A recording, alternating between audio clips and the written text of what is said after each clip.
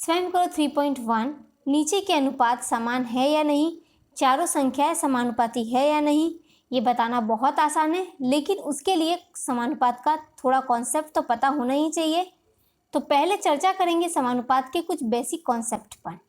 जैसे अनुपात में दो समान पदों की तुलना की जाती है, वैसे ही समानुपात में दो समान अनुपातों की तुलना की जाती है, इसलिए इसे समानुपात कहते हैं। उदाहरण के लिए दो अनुपात लेते हैं, एक है 7:2 और दूसरा है 28:8। वैसे देखने में ये दोनों अलग अलग लग रहे हैं, लेकिन दोनों को सरलतम या छोटे रूप में बदले तो दोनों बराबर या समान हो जाते हैं। अतः हम कह सकते हैं कि दिया गया दोनों अनुपात समानुपाती हैं। अब बात करते हैं इसके व्यवहार की, तो हम देखते हैं कि हमारे दैनिक जीवन में प्रायः हम इसका व्यवहार करते हैं।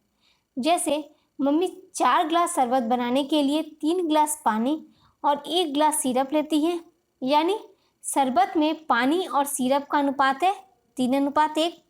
तभी पापा और चाचू आ जाते हैं, तो 2 गिलास शरबत बढ़ाना होगा। इसके लिए मम्मी क्या करेगी, तो 2 गिलास पानी मिला देगी। तो क्या सही होगा? नहीं, इसलिए मम्मी ऐसा नहीं करेगी। मम्मी को समानुपात का पूरा ज्ञान है, वो अच्छी तरह जानती है कि जितना पानी मिलाया जाएगा उसी हिसाब से या अनुपात में सिरप भी मिलाना होगा, इसलिए वो 1.5 गिलास पानी और आधा गिलास सिरप उस शरबत में मिला देगी, जिससे शरबत 2 गिलास बढ़ जाएगा, लेकिन उसके स्वाद में कोई फर्क नहीं पड़ेगा।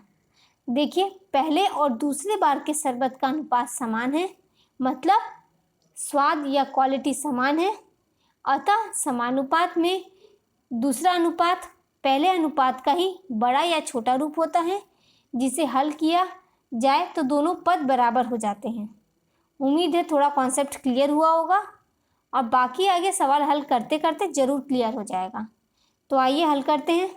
7:2 एवं 28:8 ये बताने के लिए कि दोनों अनुपात समान है या नहीं, या चारों संख्याएं समानुपाती है या नहीं, दोनों अनुपात को पहले सरल या छोटे रूप में बदलने के लिए अलग अलग कट करना है। मतलब पहले अनुपात के संख्या से दूसरे अनुपात को नहीं काटना है। तो यहाँ पहले अनुपात में कुछ नहीं कट रहा, और दूसरे में 4 से 28 7 बार में और 8 2 बार में कट जाएगा।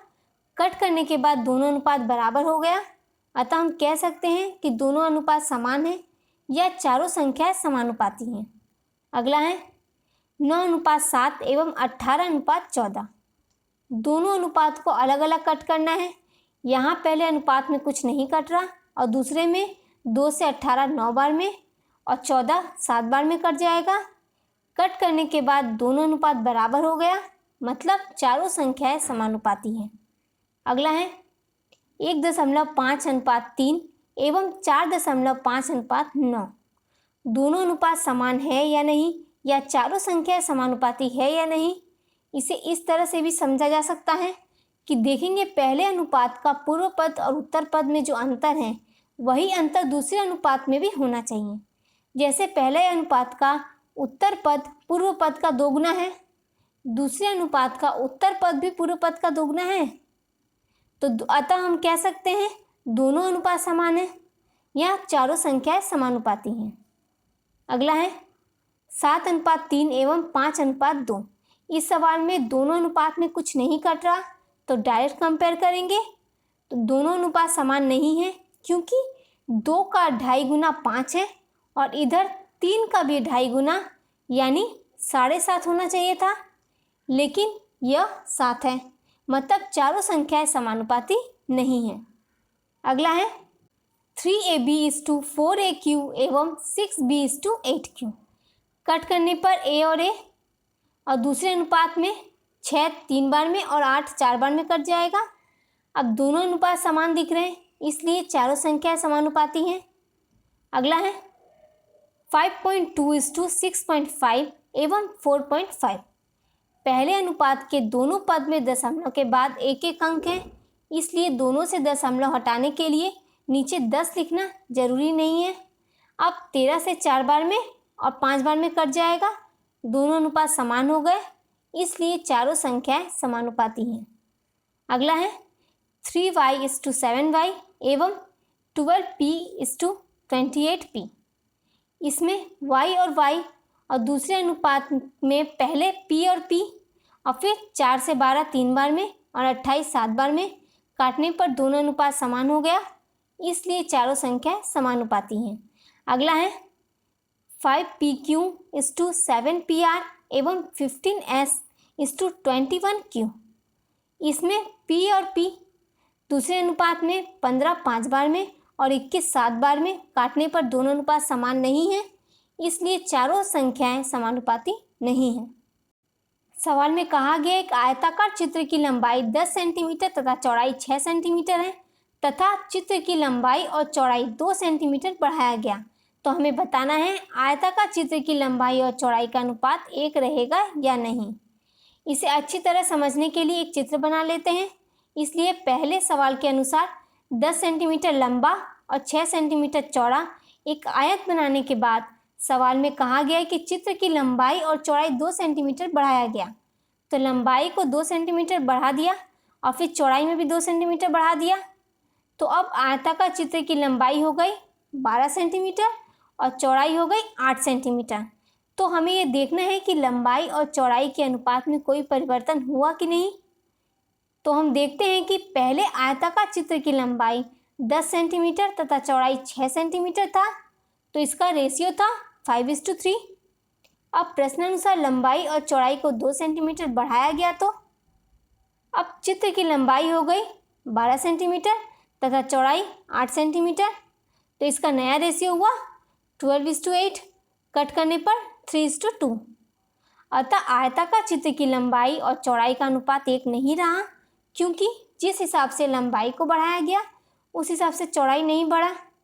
हिसाब ये कहता है कि अगर 10 पर 2 सेंटीमीटर बढ़ा मतलब 20% बढ़ा, तो 6 पर भी 20% यानी 1.2 सेंटीमीटर बढ़ना चाहिए, तो चौड़ाई होता 7.2 सेंटीमीटर। तो दोनों का नया अनुपात 12:7.2 होता, जिसे कट करने पर 5:3 होता। तब हम कह सकते थे कि अनुपात समान रहा या जो बढ़ोतरी हुई वो समानुपातिक हुई। इस सवाल से समानुपात का कॉन्सेप्ट पूरा समझ आ जाएगा। देखिए, समानुपात का मतलब होता है समान अनुपात, मतलब समानुपात में 2 अनुपात होते हैं जो आपस में समान होते हैं। यहाँ 2 अनुपात में एक है चीनी के परिमाण का और दूसरा है मूल्य का अनुपात। तो दोनों बारी बारी पता लगाएंगे।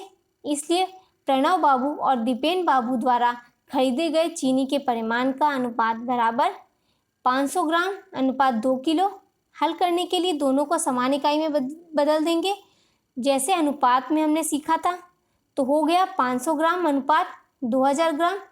कट करने पर 1:4 और मूल्य का अनुपात बराबर 17.50 अनुपात 70 रुपये। सभी को पैसे में बदल देंगे तो 1750 पैसे अनुपात 7000 पैसे। कट करने पर 1:4, तो हमने पाया दोनों का अनुपात बराबर है, अतः चीनी का परिमाण और मूल्य समानुपात में है। सवाल नंबर 4 में समानुपात के 4 पदों में से किसी एक पद के स्थान को खाली रखा गया है, हमें उस खाली स्थान को भरना है। जैसे पहले सवाल में चौथा पद नहीं दिया है, हमें बताना है वह कौन सी संख्या होगी। तो हम देखते हैं कि पहले अनुपात का पूर्व पद है 5 और दूसरे का है 25, मतलब 5 से गुना हुआ। तो दूसरा अनुपात का उत्तर पद भी पहले अनुपात के उत्तर पद का 5 गुना होगा, इसलिए खाली स्थान में होगा 35। 2 नंबर सवाल में उत्तर पद 7 से 35 हुआ, मतलब 5 से गुना हुआ, तो 6 भी 5 गुना होगा, तो खाली स्थान में होगा 30। सवाल नंबर 3 में पूर्व पद 21 अगले अनुपात में 3 हो जा रहा है, मतलब 7 से भाग हो रहा है, इसलिए 28 को भी 7 से भाग करना होगा, तो हो जाएगा 4। सवाल नंबर 4 उत्तर पद 24 अगले अनुपात में 8 हो जा रहा है, मतलब 3 से भाग हो रहा है, इसलिए 9 को भी 3 से भाग करना होगा, तो हो जाएगा 3। स्वयं करो 3.1 में हमने सभी सवाल को हल किया। अच्छी तरह सभी सवाल को समझाने का मेरा जो प्रयास रहा है, इसमें मैं कितना सफल रही हूँ ज़रूर बताइएगा। अगर ये वीडियो पसंद आया हो तो लाइक करें और अपने फ्रेंड्स के साथ शेयर करें। और अगर कोई मन में कन्फ्यूज़न हो तो हमें कमेंट करके पूछ सकते हैं। धन्यवाद।